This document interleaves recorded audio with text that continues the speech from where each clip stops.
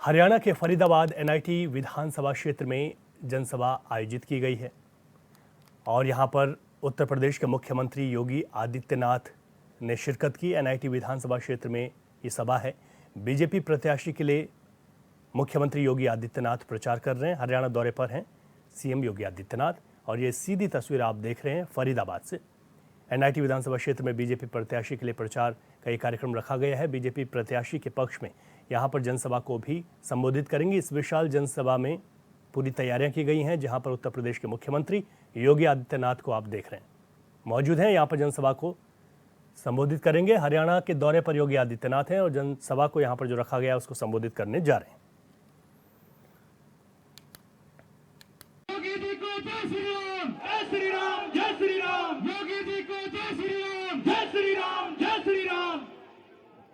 भारत माता की जय, भारत माता की जय, भारत माता की जय। वंदे मातरम, वंदे मातरम, वंदे मातरम।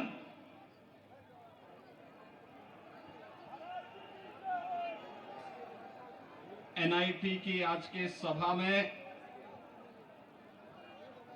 मंच पर उपस्थित फरीदाबाद के लोकप्रिय सांसद और केंद्रीय मंत्री माननीय श्री कृष्णपाल गुर्जर जी, भारतीय जनता पार्टी के जिला के अध्यक्ष श्री राजकुमार बोहरा जी, एनआईटी विधानसभा क्षेत्र से प्रत्याशी श्री सतीश कुमार भागना जी, बल्लभगढ़ से प्रत्याशी श्री मूलचंद शर्मा जी, पृथला से प्रत्याशी श्री टेकचंद शर्मा जी,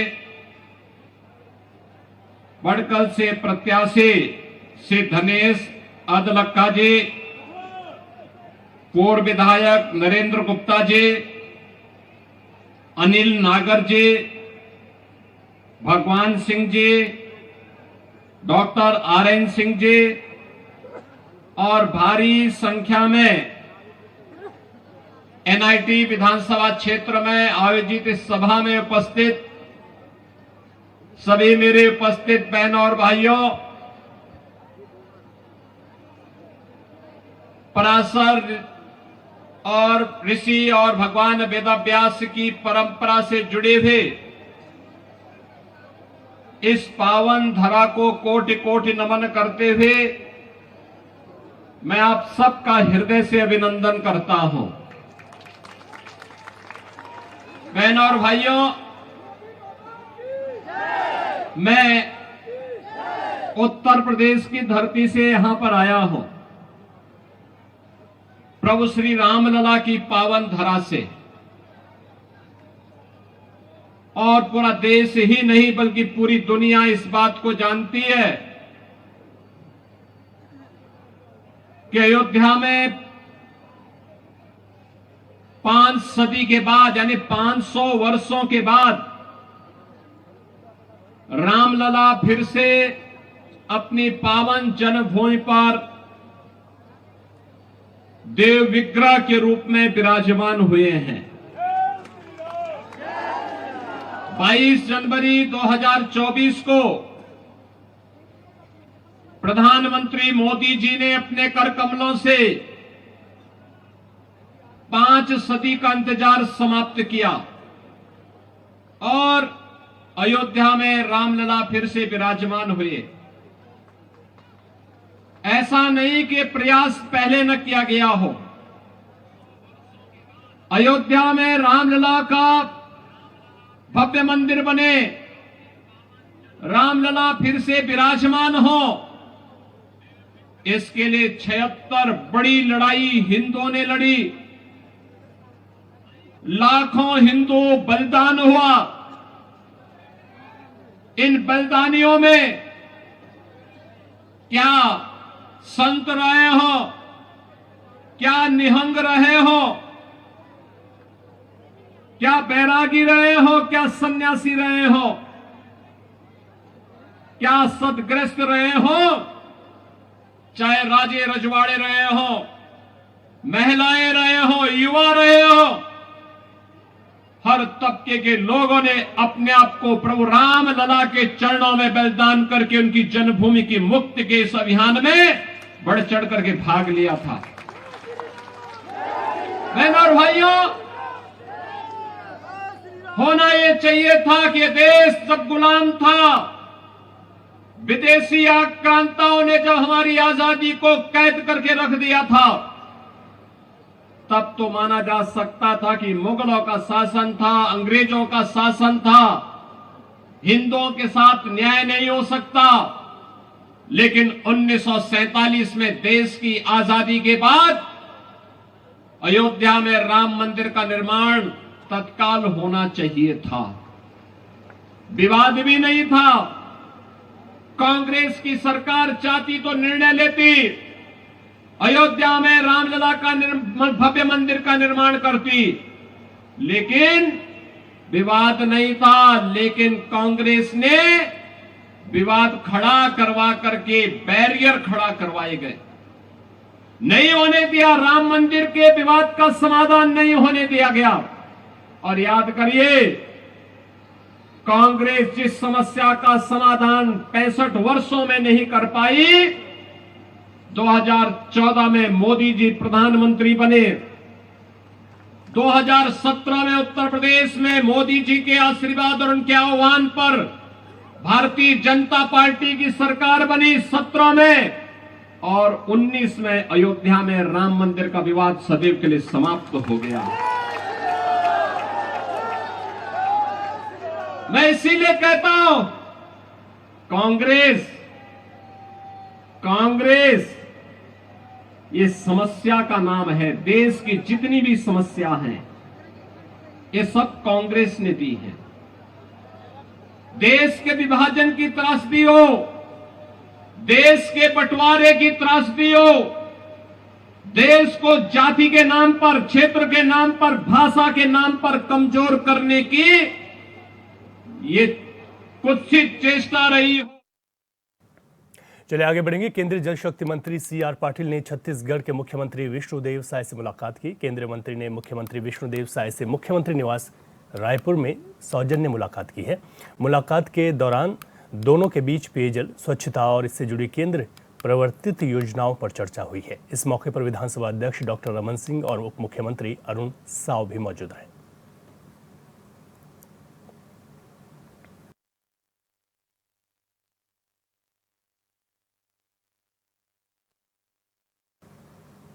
हरिद्वार के डीएम कमरेंद्र सिंह ने मेला अस्पताल का औचक निरीक्षण किया। इस दौरान डीएम ने general ward, operation theatre, ICU समेत अस्पताल के सभी विभागों की व्यवस्थाओं का जायजा लिया।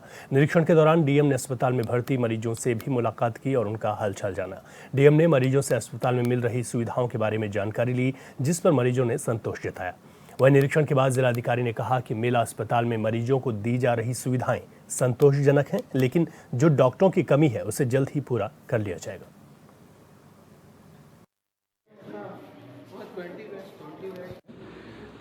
सभी वार्ड का निरीक्षण किया गया है, जो इनका ओटी है उसका भी निरीक्षण किया है, और जो यहाँ पे लोग एडमिट हैं उनसे भी बात की गई है।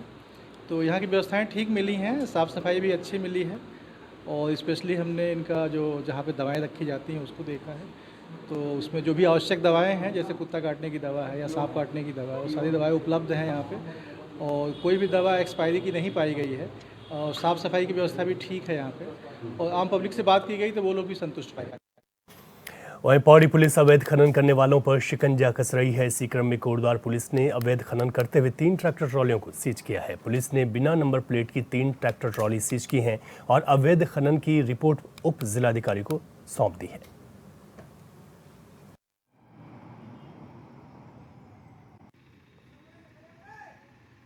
अवैध खनन के लिए जो जिला है हमारा, उसमें हम प्रतिबद्ध हैं कि अवैध खनन नहीं किया जाए। आपको अलग अलग पता है कि जैसे कि यहाँ पर जो पहले भी मामला आया है कि खच्चरों द्वारा अवैध खनन किया जा रहा है। इसी क्रम में हमने अभी आपको कल देखा कि 3 ट्रैक्टर ट्रॉली सीज की है जो अवैध खनन में पाई गई है। लगातार कार्रवाई की जा रही है और हम कोशिश कर रहे हैं कि कहीं पर भी किसी तरह का अवैध खनन।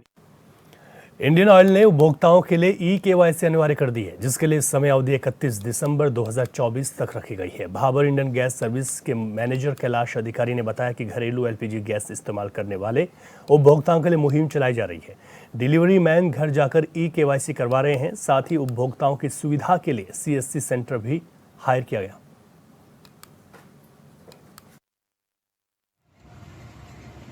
भाबर गैस एजेंसी के समस्त उपभोक्ताओं को ये बताना चाहता हूं कि आपकी सुरक्षा के लिए केंद्र सरकार के जो उपक्रम है इंडियन ऑयल द्वारा एक सुरक्षा के लिए ड्राइव चलाया जा रहा है, जिसमें आपके घर में आपकी रबर ट्यूब, आपके चूल्हे की, आपके सिलेंडर के इस्तेमाल करने की विधि को देखा जाएगा और एक रिपोर्ट बना के हमारा डिलीवरी मैन उसको अपलोड करेगा और जिसमें अधिकतम हमारा जोर है कि आप एक सुरक्षा की दृष्टि से जो पाइप है उसको सही तरीके से इस्तेमाल करें, अच्छी क्वालिटी की पाइप को इस्तेमाल करें। दूसरा है ई-केवाईसी, इलेक्ट्रॉनिक केवाईसी, जिसे बायोमेट्रिक भी कहते हैं। ये आंख की पुतली से और अंगूठे से, हाथ की उंगलियों से बायोमेट्रिक जो है हर आदमी की एक वेरिफिकेशन हो रहा है, जिसमें उपभोक्ता का होना जरूरी है। अगली खबर गोरखपुर से है। विजय चौराहे के सामने जल भराव की स्थिति हुई है। जल भराव के बीच एम्बुलेंस फंसी रही। किसी तरह एम्बुलेंस को बाहर निकाला गया। कई और गाड़ियों के फंसे होने की भी सूचना है। तो गोरखपुर से बड़ी खबर आपको बता रहे हैं, जहां पर जल भराव की स्थिति सामने आई है। विजय चौक चौराहे की ये तस्वीरें हैं, जहां पर जल भराव के बीच एम्बुलेंस भी फंस गई और एम्बुलेंस के अलावा कई और गाड़ियों के भी फंसे होने की यहां पर सूचना है। तो ये तस्वीर देखिए आपकी टीवी स्क्रीन पर, किस तरीके से यहाँ पर बारिश के बाद ये जल भरा हुआ है। लोगों को दिक्कतें यहाँ पर एक बार फिर से हो गई हैं। पहले भी इस तरीके की दिक्कतें चौराहे पर देखने को मिलती थी। इसी जल भराव के बीच जहाँ एम्बुलेंस फंस गई, वहीं कई और गाड़ियाँ भी फंसे होने की सूचना है, जिनको निकालने का काम किया जा रहा है। किसी तरह फिलहाल एम्बुलेंस को इस जल भराव से बाहर निकाला गया है।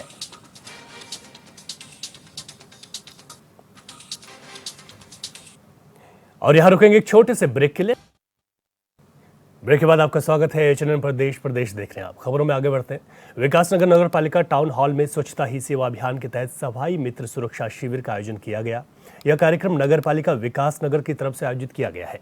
शिविर में कई विभागों के केंद्र और राज्य सरकार की संचालित कल्याणकारी योजनाओं से पर्यावरण मित्रों को रूबरू कराया गया, जिससे सरकार की योजनाओं से कोई भी लाभार्थी वंचित न रहे। साथ ही नगर पालिका के पर्यावरण मित्रों के लिए स्वास्थ्य जांच शिविर भी यहां पर लगाया गया, जिसमें स्वास्थ्य जांच टीमों ने नगर पालिका में कार्यरत पर्यावरण मित्रों का स्वास्थ्य परीक्षण किया। वहीं डेंगू को लेकर भी नगर पालिका विकासनगर क्षेत्र में फॉगिंग करा रहा है।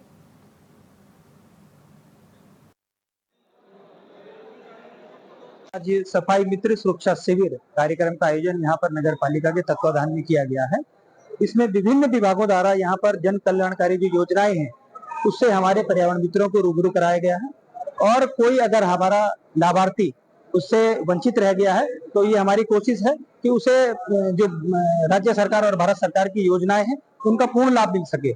इसके साथ ही जो है आज सफाई कर्मचारियों का स्वास्थ्य शिविर भी यहाँ पर आयोजित किया गया है। उनके स्वास्थ्य की जांच कराना भी हमारा एक नियमित काम है और समय समय पर हम इसको करते हुए आए हैं। इसी क्रम में आज उनके स्वास्थ्य का भी यहाँ पर परीक्षण।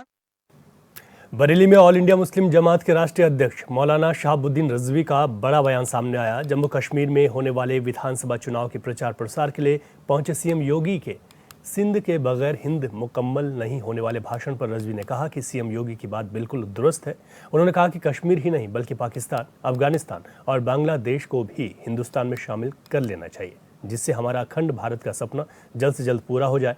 उन्होंने कहा कि अखंड भारत बनाने पर काम किया जाना चाहिए, क्योंकि यही उसका सही समय है। जम्मू कश्मीर में इस वक्त इलेक्शन चल रहा है और वो इलेक्शन आखिरी मरहले में है। इसी दरमियान उत्तर प्रदेश के मुख्यमंत्री योगी आदित्यनाथ जी जम्मू कश्मीर पहुंचे और वहां पर उन्होंने बड़ी जोरदार स्पीचें की। उसमें उन्होंने ये कहा कि सिंध के बिना हिंद मुकम्मल नहीं और इलेक्शन जीतने के बाद कश्मीर जो पाकिस्तान के कंट्रोल में है वो हिंदुस्तान में शामिल होगा, उस पर कब्जा किया जाएगा। तो उनकी ये बात बिल्कुल दुरुस्त है कि सिंध के बगैर हिंद मुकम्मल नहीं। प्रतापगढ़ में अखिल भारतीय पंचायत संघ के नेतृत्व में प्रधानों की बैठक आयोजित की गई, जहां प्रधान संघ के अध्यक्ष ने प्रधानों के उत्पीड़न की निंदा की। साथ ही बैठक में कार्यों का भुगतान न होने पर नाराजगी जाहिर की और प्रधानों पर दर्ज मुकदमे की गहनता से जांच कराने की मांग की है। बैठक के बाद अखिल भारतीय पंचायत संघ ने अपनी मांगों को लेकर सीएम को संबोधित ज्ञापन सीडीओ को सौंपा।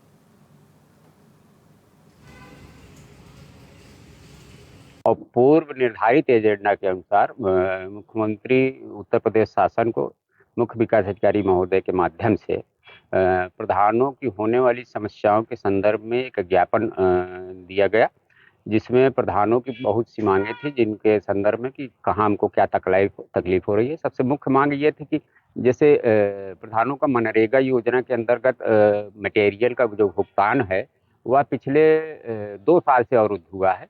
काम करा करके हमारे सारे प्रधान साथी जो है पत्रावली लेके टहल रहे हैं, उनके भुगतान आदेश नहीं बनाया जा रहा है। फंड ट्रांसफर ऑर्डर मतलब एफटीओ नहीं बनाया जा रहा है। अगर एफटीओ बना भी है तो उसका भुगतान नहीं किया। संत कबीर नगर के धनघटा थाना क्षेत्र के छपरापुरी में बाढ़ से गांव और फसल जलमग्न हो गए, जहां बेबस होकर ग्रामीणों ने सड़क पर उतरकर प्रदर्शन किया। ग्रामीणों ने लेखपाल और राजस्व कर्मियों पर आरोप लगाया। ग्रामीणों का कहना है कि उनके फसलें पूरी तरह से बर्बाद हो चुकी हैं, लेकिन लेखपाल और राजस्व कर्मी उनकी समस्याओं पर ध्यान नहीं देते। फिलहाल मौके पर पहुंची पुलिस ग्रामीणों को समझाने की कोशिश कर रही है।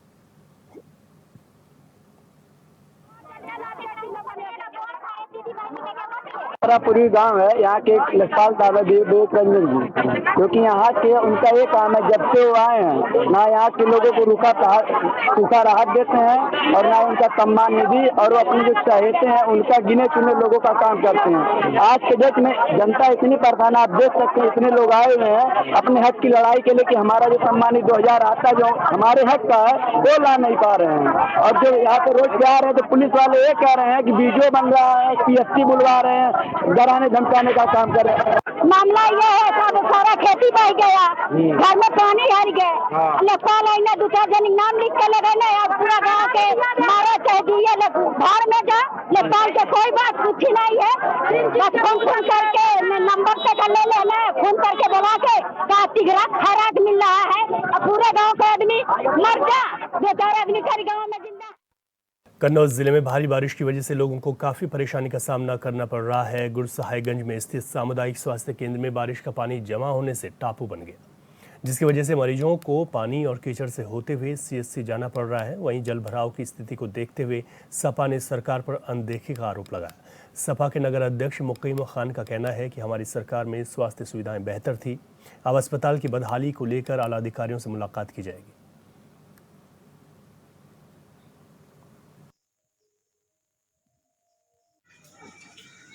हमारे नगर गुरसाहिगंज में नेताजी माननीय मुलायम सिंह यादव जी की सरकार में जनता की मांग पर CHC का उद्घाटन किया गया था। समाजवादी पार्टी की सरकार रहने तक CHC की बहुत अच्छी व्यवस्था सुचारू रूप से चलती गई, मगर समाजवादी पार्टी सरकार जाने के बाद जब से लेकर आज तक कोई व्यवस्था नहीं। व्यवस्था तो छोड़ो, इतनी गंदगी वहाँ पर बनी रहती है, पानी भरा रहता चारों तरफ। मरीज आने पर सही होने के बजाय वो और ज़्यादा उसकी व्यवस्था खराब हो जाती है, उसकी कोई देखरेख नहीं हो पा रही है। मैनपुरी के कुर्रा थाना क्षेत्र में 24 साल बाद जमीनी विवाद को लेकर 16 लोगों को जज ने आजीवन कारावास की सजा सुनाई, साथ ही 25,000 का जुर्माना भी लगाया।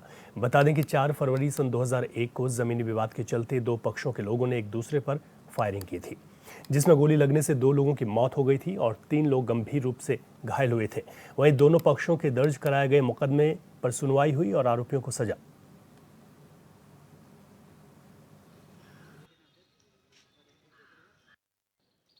ये जो मामला है ये सन 2001 की घटना है। 4 फरवरी 2001 की घटना है। इसमें कुर्रा थाना क्षेत्र के अंतर्गत एक गांव है नगला मुलू, जिसमें 2 पक्ष, जिनमें एक प्रमुख व्यक्ति फेरन सिंह और दूसरे पक्ष से सोवरन सिंह है। दोनों ही पक्षों में एक गांव में पड़ी हुई घूरे की जगह को लेकर विवाद था। उस जगह को लेकर ही पंचायत चल रही थी और दौरान पंचायत दोनों पक्षों में विवाद हो गया। दोनों पक्षों की तरफ से गोली चलने लगी और दोनों पक्षों में से एक लोग मारा गया। कुछ घायल भी हुए थे? जी, इसमें 3 व्यक्ति घायल हुए थे।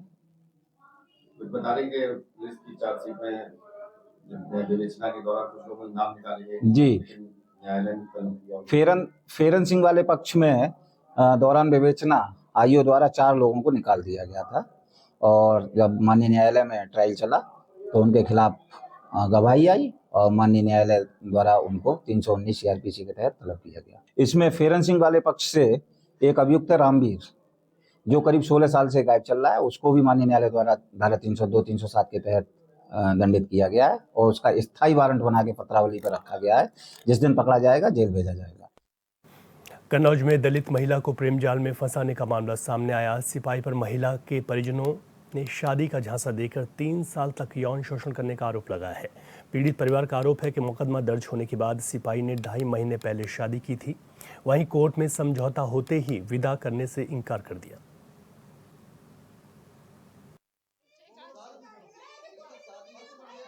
तो साहब 24 तारीख को इन्होंने लिखे जज साहब के यहाँ समझौता किया है कि मैं इनको साथ में रखूँगा और उसके बाद में आज तारीख है 28 तारीख लगभग साहब 8 बजे ये साहब गोसाईगंज थाना के इशारे पर इनके अंकुर के इशारे पर अपनी बहन को भेज, उससे पहले अपनी बहन और 3 लोग अज्ञात को भेज करके मेरे साथ मारपीट करवाई। पीछे साहब 112 नंबर पुलिस पहुंची है और मुझसे साहब उठा करके थाने लाई है और ये साहब झूठे मुकदमे में कहते हैं कि ये मतलब हम लड़की को साथ नहीं रखेंगे और मतलब कहना हमने साले तेरे खिलाफ झूठा मुकदमा लगा दें। मेरी दीदी राजकुमारी संदन उपकेंद्र में संविदा पे काम करती है और ये अंकुर यहाँ गोसाईगंज में थाना गोसाईगंज कोतवाली में काम करते हैं। उनकी ड्यूटी लगती है, वहाँ से संदन में उनकी ड्यूटी लगी थी, उनसे संबंध हुआ, कांटेक्ट हुआ तो उन्होंने ऐसे रिश्ता बना लिया। आज पुनः किसी बात को लेकर दोनों के बीच विवाद हुआ, जिसमें लड़के पक्ष की तरफ से उसकी बहन द्वारा एवं लड़की पक्ष की तरफ से उसकी बहन द्वारा दोनों के ऊपर जो है इनके भाइयों के ऊपर बलात्कार का आरोप लगाकर थाने में तहरीर दी गई है। ये पूरा जो मामला अभी जांच के दायरे में है, इसमें जांच की जा रही है कि क्या सत्यता है। कुछ इसमें वीडियो भी वायरल हो रहे हैं जिसमें इनमें आपस में झड़प हो रही है, उसका भी संज्ञान लिया गया है। इसमें जांच कर आवश्यक विधिक कार्रवाई गोसाईगंज पुलिस द्वारा। और इस वक्त आगरा से बड़ी खबर आ रही है जहां पर होटल की छत गिरने से बड़ा हादसा हुआ है। तो ये बड़ी खबर आपको बता रहे हैं आगरा से, जहां पर होटल वीरेन सॉफ्टेन की छत गिरने से ये बड़ा हादसा हो गया। हादसे के दौरान होटल में काम कर रहे 4 मजदूर दबे हैं। तो ये बड़ी खबर आपको बता रहे हैं, मौके पर मौजूद लोगों ने मजदूरों को बाहर निकाल लिया है। तो ये बड़ा हादसा हुआ है। सूचना मिलते ही ताजगंज पुलिस भी घटना स्थल पर पहुंच गई है। तो आपको बड़ी खबर बता रहे हैं, पुलिस ने घायलों को अस्पताल भी पहुंचा दिया है। जो यहां पर दब गए थे उनको अस्पताल पहुंचाया गया है। होटल वीरेन सोफिटेल की छत गिरने से ये बड़ा हादसा हुआ है। वीरेन सोफिटेल की छत गिरी है। हादसे के दौरान होटल में काम कर रहे 4 मजदूर दबे, जिनको वहां पर मौजूद लोगों ने बाहर निकाला। पुलिस की मदद से अस्पताल पहुंचाया गया है। और देश प्रदेश में अभी के लिए इतना ही। खबरों से अपडेट रहें और देखते रहें HNN 24/7। इजाजत दीजिए, नमस्कार।